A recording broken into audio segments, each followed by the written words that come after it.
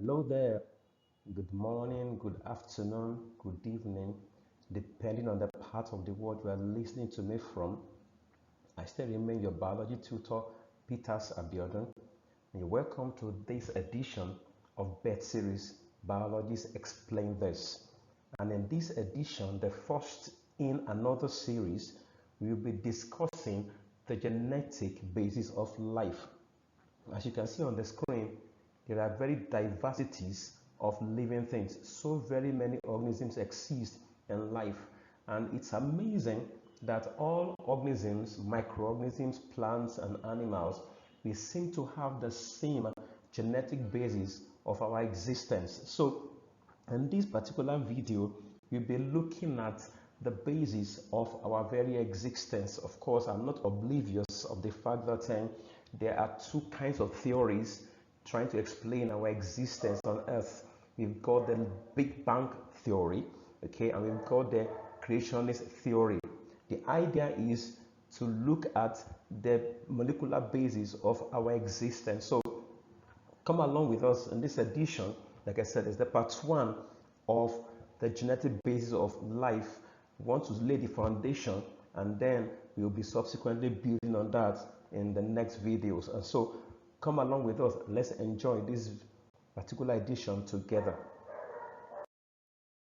Now the content of this particular video will be based on, or let's say focusing on, one, what is life itself? At least what is life from the biological point of view. Then we'll be looking at the nature of DNA, and of course, what is chromatin? How is chromatin related to DNA? And then lastly, we'll be looking at chromosomes. So much has been said about chromosomes, but what are chromosomes exactly? And how is DNA connected to chromatin and chromosomes? So let's go on. And then we are looking at the biological perspective of life. Now, life can be defined as any system. Now, remember, this is the biological point of view of life.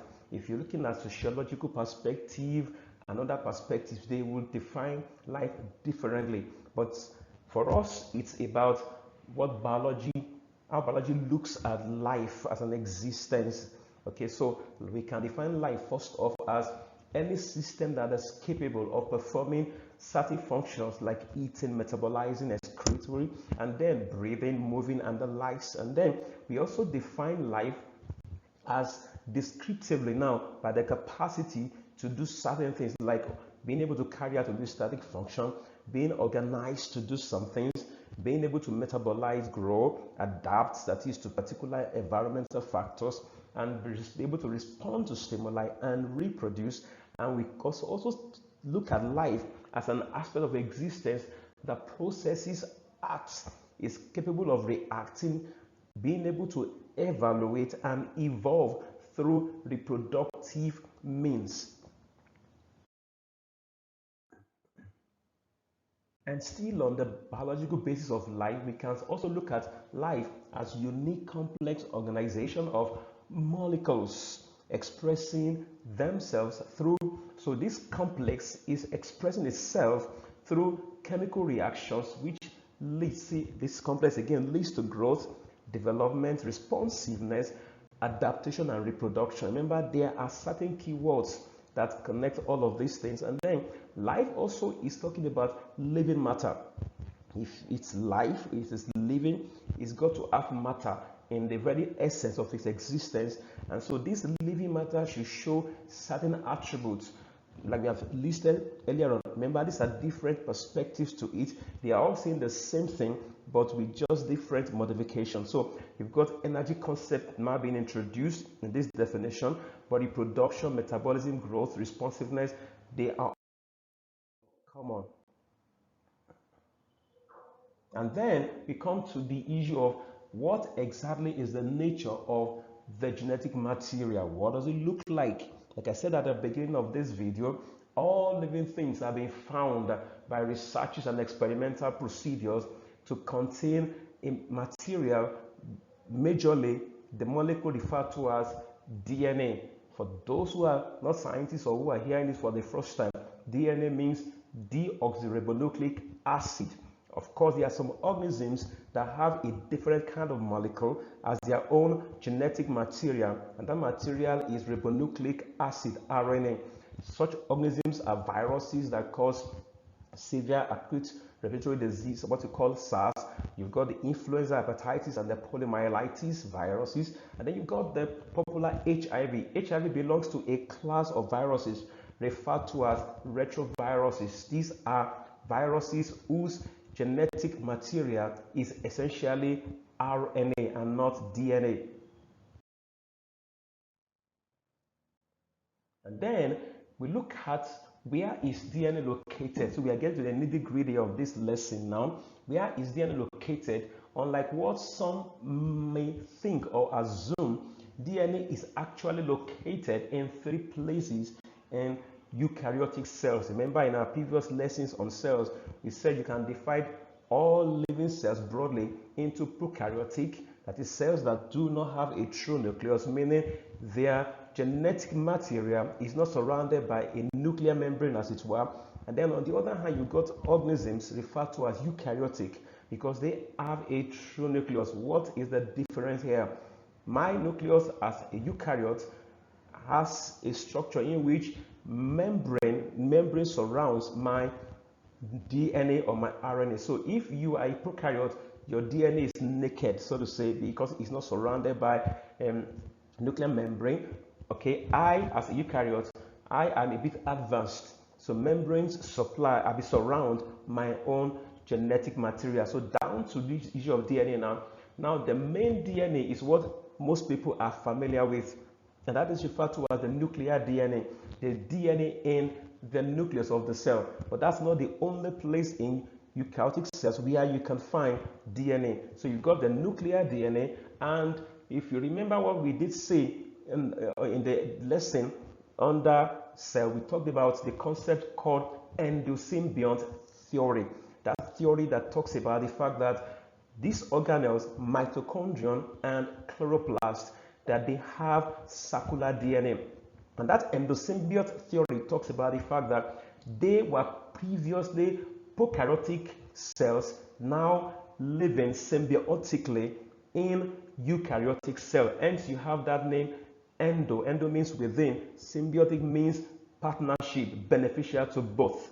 And so mitochondrion has its own DNA called mtDNA, and so it's able to synthesize certain proteins within it, not depending on the nuclear DNA to do that supply. And then plasmid DNA, of course, plastids are specialized organelles found only in plant cells, and we are discussing the chloroplast. So the cpDNA is referring to chloroplast DNA. So for the sake of examination, remember you've got DNA in the nucleus, in the mitochondrion, and in the chloroplast. And of course, this kind of distribution talks about the fact that the protein synthesis and metabolism generally can be organized or sectioned into different parts of the cell. And so it's not the nucleus alone that has the blueprint for protein synthesis and metabolism in a cell. That's what you are seeing now. You've got organization into different locations for maximum metabolic regulation and control. And then let's look at these individuals, okay, Alfred Hershey and Martha Chase. They carried out experiments that opened our eyes to the fact that DNA is the genetic material, okay? Now, before this, there was this contention about whether or not it's proteins that are genetic molecules or DNA. But the experiments of Hershey and Chase settled it. How did they do it? Of course, you can read further, but in summary, what they did was they labeled molecules, okay, and then they had this bacterium that referred to as this virus rather. Bacteriophage is a virus that can infect a bacterium. Let me say that again. If you come across the word, so you can see it as phage in some texts. Phage is the shortened form of bacteriophage. So a phage or bacteriophage, okay, can infect a bacterium because it's a virus. So they extracted the protein of this phage and then they tried to use it to infect a cell. Now, after some period of time, they discovered that the phage protein remained outside. while the DNA of that virus has been introduced into the cell. So what happened here was that the phage is a virus that has a DNA surrounded by a protein capsule. That's how simple a viral particle is. Viruses don't have cells, okay? What they have is a genetic material surrounded by protein coat, the capsid. So it's as simple as that. So if the protein was the genetic material, the protein should be able to cross the cell membrane of the host cell and enter the cell. But instead, it's the DNA that was introduced that was able to cross into the host cell while the protein was left outside. And so what is the take home from these experiments conducted by Arce and Chase? Open our eyes to the fact that DNA and not proteins, as was previously presumed by scientists. Remember, scientific procedures always begin with a hunch, what you call hypothesis. But the hypothesis has got to be subjected to rigorous scientific evaluation before it is accepted by the science community. So what we are saying is that experiment conducted by Arce and Chase, of course, there were other scientists before them, okay, we can say the names there. You've got Avery, McLeod, and McCarthy. These were scientists also that had done something before previously. So what Arce and Chase did was to build on the ideas of these other scientists. So science is always dynamic. There's nobody who has the claim of superiority or the only person who has an idea of everything. As today, science is still evolving, and so only God knows how far we are still going to discover some new things. As that now, DNA is accepted as the major genetic material. Like we said, some other organisms have RNA instead of a DNA. And so we ask ourselves, what is the significance or the importance of the experiment of Arce and Chase? Very simple. Okay, the experiments they conducted simply made us to understand that there are some things called genes found on the genetic material. And so their experiment paved the way for other scientists to build on. So the field of cell and molecular biology and genetics evolved based on this research, because people now realize that, look, there's a molecule that has so much in it. And so DNA is a study on its own. You've got genetic engineering, biotechnology. So many areas now are coming up all because of DNA. And so it all began with some people's study and rigorous labor to show us this. Of course, their research or their conclusion linked genes to particular traits or characteristics in organisms. So they helped us to understand that DNA was the genetic material and that DNA carries information for certain qualities or traits in all organisms. So we come to the question, what are the functions of DNA? If DNA has been established to be the genetic molecule, what are its functions? One, DNA carries the code or the blueprint for protein synthesis, for inheritance, for providing instructions for life and life processes, and of course, for development of organisms. All these things are encoded in DNA. And of course, a human cell typically has 46 chromosomes arranged in 23 pairs. So in the subsequent lessons, we'll be looking at how DNA helps to do all of this. But for now, we are introducing the fact that DNA does all of this and not other things. What is the nature of DNA? That's our next question I want to address. Now, typically DNA is a very long thread-like molecule. It's very long, okay? It's about 2.2 meters. Now, so look at that length. Now, that's about 10,000 times the size of a cell. An average animal cell is about 10 micrometer in size. So look at that. How do you pack something of a meter length within a micrometer? A micrometer is 1 millionth of a meter, 10 to power minus 6. And so you're packing 2.2 meters of the length within a small space. And so DNA is packaged in a way that it is folded and coiled. So what we are seeing is that DNA is built on layers of convenience within cell. DNA is packaged.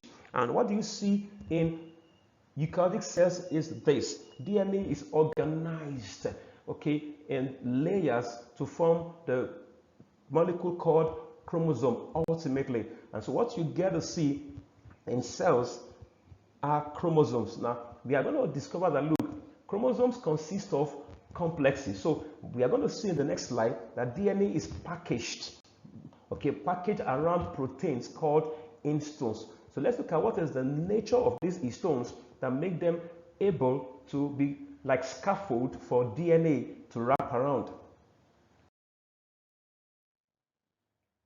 So we look at chromosomes. Now, histones are positively charged, while DNA is negatively charged. Why is DNA negatively charged?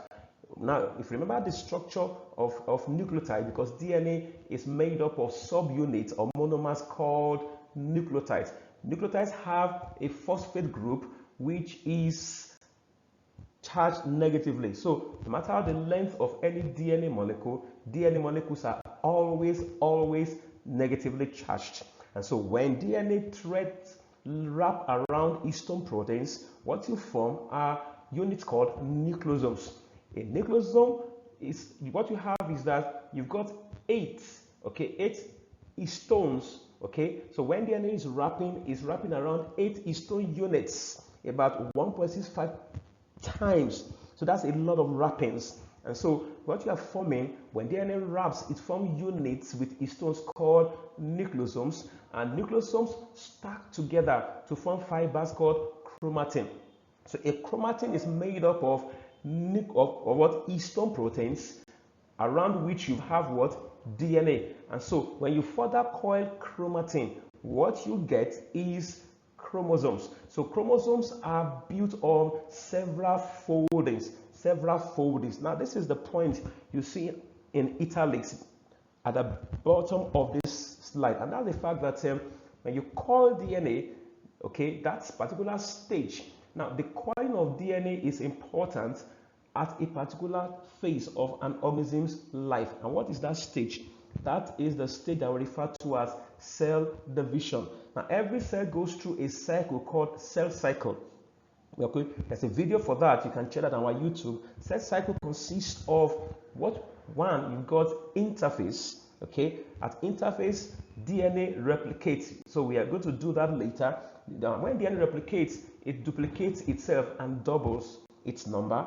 And then after interphase, you've got mitosis. During mitosis, nucleus divides. Kindly get this wrong.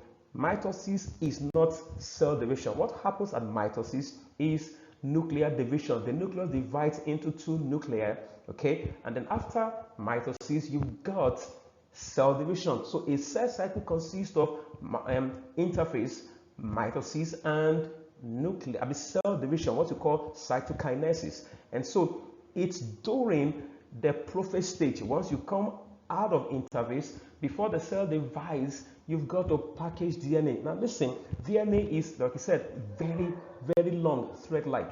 If DNA was not packaged before you go deep into mitosis, the threads of DNA will begin to entangle around themselves. If you have tried to sew with a thread before, if you're sewing with a long thread, you can see how entangled the thread can be. Or if you have bushy hair, for example, I think this is a more familiar example. If you got bushy hair and you're trying to comb that hair, you can imagine how the comb is struggling to entangle the strands of your hair. And so if you have long thread-like structures, because nuclear division involves the thread-like material of DNA moving around within the nucleus of the cell. Okay, when the membrane is broken down, it moves from one part of the cell to another. And so these movements can lead to entanglement. So the idea is, let's compact DNA into chromosomes that are convenient forms, that are shorter. So please understand that chromosomes are formed because of cell division to make DNA more compact and smaller. So in a non-dividing cell, you are not likely to see chromosomes. Let me say that with emphasis again. In a non-dividing cell, what you're going to find are chromatin threads, not chromosome. So DNA takes the form of chromatin when the cell is not dividing. But when the cell is about to divide, DNA chromatin fibers are packaged into chromosomes. And chromosomes are smaller, thicker, and fatter, as you want to describe it. And one fact you have to know that a student is this. In the form of chromatin, you cannot see DNA under a light microscope. Let me emphasize this again and again and again. Chromatin it's not an English word. It means a non-distinct structure. So no light microscope is going to see chromatin, okay? But you can see chromosomes under light microscope. If you remember your study under microscopy, there's a concept we refer to as resolution. So light microscopes cannot resolve chromatin, but clearly you can see chromosomes under light microscope. It's the same reason why light microscope cannot see viruses, because they have a weaker resolution. Okay, so the resolution ability of a light microscope is about equal to or bigger than 200 nanometer, whereas the resolution ability of electron microscope is about 0.5 nanometer. That's about 400,000 times. And so there are so many things that light microscopes cannot do. So check our video on microscopy for more details on this. And so what we are seeing on this slide are just the details of what we have said so far, what I've been explaining. So you can see on these diagrams how many times, so you can see how long DNA was, and the wrapping and the folding and the coiling around 8 histones, and then you can see nucleosomes are coiled and further, and then eventually you end up with what we refer to as chromosomes. And again, still on diagrams, just different diagrams. So as you study, you can go over these diagrams again to have better understanding of what we are seeing. So DNA plus histones is equal to chromatin, and chromatin plus more and more histones wrapping will give you what you call chromosome. That's what you see as supercoiling. So you have to supercoil your nucleosomes to end up with chromosomes eventually. So this slide is just showing us that all of these diversities of organisms, we are all built on DNA. So like I said earlier on, in the next video, we'll be discussing what we refer to as the genetic code. Now, what makes a human being not to have big canines, okay, like carnivores? Why don't we have pinna, that's the external ear, like other animals? What an organism has is encoded on its DNA. That's what we refer to as an organism's genetic code. So despite that we are different, we are all still built on a basic pattern. That is the DNA genetic code.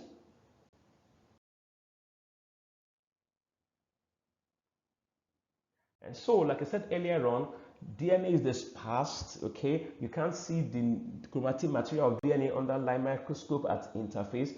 But when the cell is about to divide, you begin to see DNA being compacted at early prophase. Remember that for the sake of examination, the DNA is condensed or compacted at early prophase of the mitotic stage of cell division. So DNA replicates, that is, duplicates itself at interphase, that is the S phase of interphase, but it becomes compacted into chromosomes at early prophase stage. Of course, it's important to always ensure that DNA is in an uncoiled form when the cell is not dividing. Now, DNA exists, now the form of DNA that can be copied or interpreted for protein synthesis and cell metabolism, that form is called euchromatin. Of course, DNA exists as heterochromatin and euchromatin, but the form of DNA that you can copy for protein synthesis, we are going to see that later when we get to the topic and protein synthesis. Okay, so the form of DNA that can do this is called euchromatin. So not all forms of DNA, so DNA is not entirely unwound. So DNA cannot remain in the form of chromosome forever, because when you coil up DNA, you are hiding the genetic information, so to say, that could have been expressed for protein synthesis. So there cannot be any metabolism when the DNA is coiled up during cell division. So whether a cell will take like 2-3 hours or whatever duration to divide, it becomes impossible to express the genes on that DNA, because the DNA has been coiled up into chromosomes. That is why after every cell division, DNA uncoils again and goes back to its chromatin stage. Remember, the chromatin is the uncoiled form of DNA. That is the form in which the information on the DNA length can be expressed, not in the form of chromosome.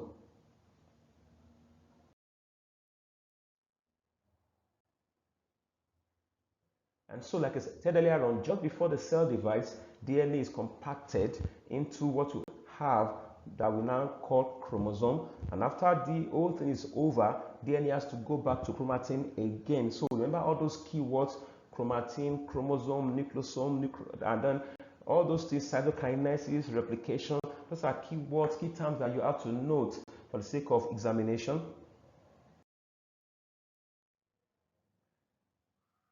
So this is just trying to explain something, okay? Of course, DNA consists of two strands, okay? When you replicate DNA, you get the two strands. These two strands are called chromatids. And so the two chromatids make up the two strands of a DNA. These two strands, so remember, at interphase, DNA, one DNA molecule with its double strands will replicate and form two identical chromatids. Let me say that again. A DNA during replication stage of interphase produces two copies of itself. So let's say a human cell, for example, a new human cell where you have 46 chromosomes. At interphase, it becomes times 2, meaning 92. So the DNA molecule in a human nucleus will become 92 at interphase prior to division. Now these two molecules, okay, these two pairs now, so 46 times 2, they are joined together. So each pair of chromosome is held together at a point called centromere. So I want to remember this. A chromosome actually consists of what? Two identical DNA molecules. Let me repeat that again. What you call a chromosome is a molecule that consists of two DNA molecules produced at interface of what? Of the cell cycle. So one DNA molecule produces two identical copies of itself. So human cell, for example, 46 becomes times 2, 92. These chromosomes, these products of DNA now, they are joined together at a point called centromere. Let me give you an analogy here, a hypothetical example. Now picture what you call conjoined twins, or what you call Siamese twins. They are supposed to be individual human beings, separate individuals, but during embryological development in the womb, they were joined together. And so when they were born, they came out joined at different parts of the body. Conjoined twins are supposed to be separate individuals called twins, but they came out joined together. Of course, if it's possible, the parents would take them for surgery to separate them. So what mitosis is doing is to separate the two DNA molecules that were produced at interphase. So mitosis is like a surgical, a cellular surgery to separate the DNAs that were produced at interphase. Okay, so that's what you are seeing here now. When you get to our video on cell division, you will learn why DNA has got to duplicate itself before mitosis occurs. So the point here is that DNA duplicates itself, and the two copies of each DNA are joined together at a point called centromere. So each strand of a chromosome is called a chromatid, but a chromatid is actually a DNA. Never forget that. What you call chromatid is actually a DNA molecule. So two chromatids mean two DNAs. So the chromatids that make up a chromosome are two DNA molecules that you and I call chromatids. So a chromatid, again, for the sake of repetition, is a DNA molecule. So what a chromosome consists of are two DNA molecules. So this is a 3D structure of DNA, not the beautiful one you and I see in books that have gone through Photoshop. So you can see what a chromatid looks like. The two of them joined together at the point called the centromere. And so again, we are trying to round off with this diversity of organisms. See the difference? races of human beings, it's amazing that we are all built on the DNA. So you wonder, why do we fight? Why do we hustle? Why do we force? Why are the force over where you are, race, gender, and stuff? And then this is particularly important in the discussion of transgender and then gender restructuring, reassignment. If you know that you are so intricately designed by your DNA, we will struggle less. You will like yourself for just the way you are, because we are all uniquely designed. No matter the shape of your nose, the shape of your head, your gender, please just love what you see, because there's a DNA behind who and what you are. So you are beautiful. Look at yourself and tell yourself over and over again, no matter what anybody says, you are damn beautiful. Just the way you are just okay. Again, diagrams and diagrams. In biology, diagrams are explanatory. They make things clearer and visual to understand and remember. And again, you see the division again, say the coiling. And so look at the cell. So you picked out one chromosome from the cell, enlarged it, and then began to make it smaller and smaller and smaller. So remember, you can come from chromosome to DNA, because this DNA is the smallest unit that you have. Okay, not the smallest actually, because in DNA you still have nucleotides. But for our discussion here, we built chromosomes on the basis of DNA. So remember, DNA compacted round histones to form chromosome. So imagine you are uncoiling. So when you uncoil and uncoil a chromatid, you end up with DNA, and the histones are freed. And as we round off this lesson, I want to appreciate you. If you have been following our videos, please go to our YouTube channel and you will see so many other very, very interesting videos as you prepare for your examination. I'll be waiting to hear your questions, your comments. I've said it over and over again. If there are videos on topics that you want us to do, we can definitely prepare your videos in 24 hours, maximum 36 hours. So if you're struggling with understanding some concepts in biology, send the videos, send your comments and your recommendation to us. Your comments, observations can be sent to my WhatsApp, email, Instagram, and YouTube. I'm very, very eager to hear from you. So thank you for joining us on this edition. I've been waiting to hear from you. If our videos have been benefiting you, informing you, and helping you to get better in your preparation for your exam in biology, like and share and comment. I'm waiting to hear. Let's generate a discourse that is intellectually. Let's help one another. So I want to hear from you, learn from you, and we can work together. And so to your success, thank you for watching this video. So I want us to connect together in the next edition, where we'll be discussing the molecular basis of DNA and what we refer to as genes and the genetic code. So wishing you success in your life journey, and to your success till we meet again in the next edition. Thank you for watching. Bye.